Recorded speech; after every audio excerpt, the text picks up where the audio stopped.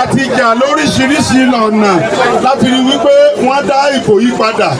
A dúpẹ́ lọ́wọ́ Ọlọ́run pé níbi ọdún mẹ́ta sẹ́yìn ìjọba àná tí ààrẹ Muhammadu Buhari darí wọ́n gbà pé lódodo ọjọ́ June 12 yìí ló tọ́ tó yẹ ká máa ṣe ayẹyẹ ìjọba àwa ara wa.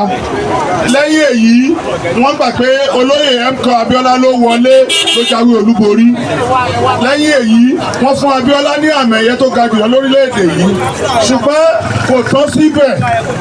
Tá a bá gbà pé Abiola ló jáwé olúborí tó sì jẹ́ pé òun lọmọ Nàìjíríà dìbò yàn tá a sì fún lámì ẹ̀yẹ tó tọ́ sí i. Ẹ̀tọ́ tó bá tọ́ sí gbogbo ààrẹ tẹ́ ẹ dìbò yàn lórílẹ̀‐èdè ẹ̀fẹ́ bíi Abiola. Tẹ́ ẹ bá ṣe eléyìí f'Abiola tíjọba orílẹ̀‐èdè yìí bá jẹ bí Abiola lówó kankan ẹ̀sán. Tẹ́ ẹ bá ṣe gbogbo eléyìí a gbà pé lóòótọ́ ìjọba àwọn aláwa ó ti dohun tí a fọkàn tán. Ẹlẹ́ẹ̀kejì kò sí tó ń jẹ́jọba ju pé kẹ́ ẹ dáàbò bo ẹ̀mí àti dúkìá wa lọ. Ìjọba kíjọba tí ò bá lè dáàbò bo ẹ̀mí àti dúkìá aráàlú kò kì í ṣèjọba.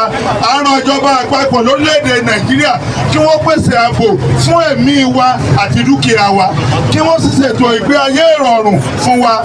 Ọrọ̀ ajé tí ò bá ti lè jẹ́ kí ọmọ orílẹ̀‐èdè yóò rọ́wọ́ họrí, tí ò lè jẹ́ wọ́n tọwọ́ bọnú lọ́sùn tó yẹ kí wọ́n tọwọ́ bọ̀, kò kì í sọ̀rọ̀ ajé. Kíjọba ó ṣètò ọrọ̀ ajé tó múyẹ́ lórí fún wa. Ṣùgbọ́n tá a bá ń ṣàlàyé ọ̀rọ̀ yìí fúnra wa, tá a bá fẹ́ kọ́rọ̀ ó yẹra wa, a ò kì í ṣàlàyé ọ̀rọ̀ pẹ̀lú agídí. Ẹ tá a fẹ́ kọ́rọ̀ òye àfi ká farabalẹ̀ sọ̀rọ̀ fún un.